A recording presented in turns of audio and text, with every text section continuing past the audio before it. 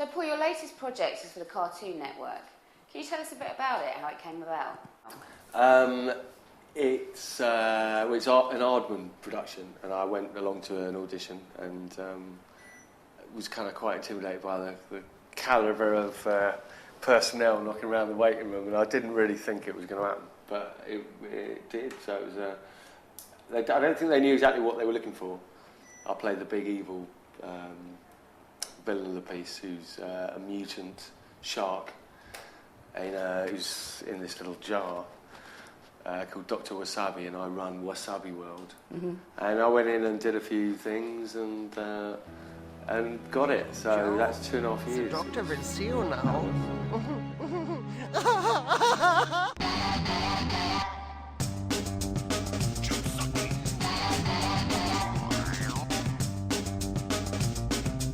Did you base it on anybody?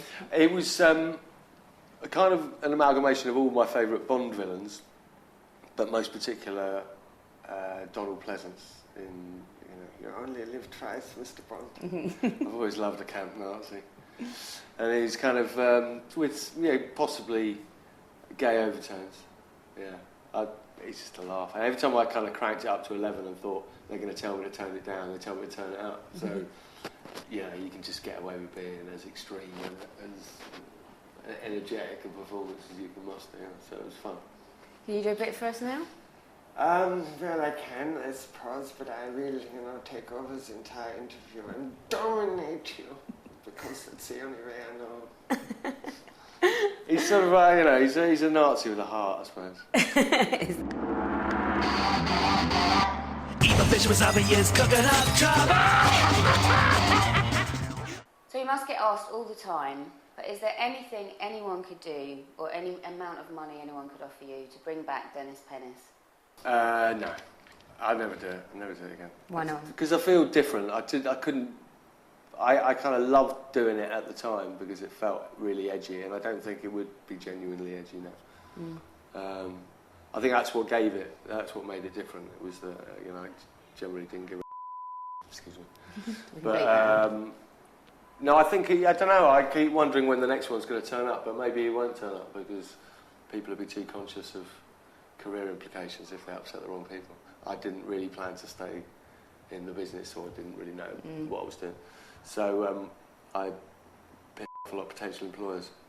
I was back milking cows on the kibbutz the year after I finished it. About music as well, you're quite into music. Really into music, yeah. And we've got a band at the moment, the Mike Strutter Group, so we supported the New York Dolls a couple of weeks ago, which was incredible. I'd never seen them, and one of my ambitions was to see them, so to be supporting them was incredible. So that's like a hobby, really. And I didn't realise how much I miss playing in the groups. So it just brings out my inner Iggy Pop. What about Pete Doherty? What do you make of him? I loved the Libertines. I saw them a few times, and they were. It was like seeing the Clash all over again. I think he's amazing. I don't know what will happen to him. Is he 30 yet? He's coming up to 30. No, I think he's much younger. I think he's about 26 or something still. He's late 20s. Is he? Well, he went past the 27, where everyone thought he was going to die. Joined that wonderful club. But I just find maybe it's being a parent being older. I mean, the pictures of Amy Winehouse these days you see in the paper are just so depressing, ghastly. It's just a horror show. Do you think it's affected her talent? Her singing. Well, I guess it's all part of her talent.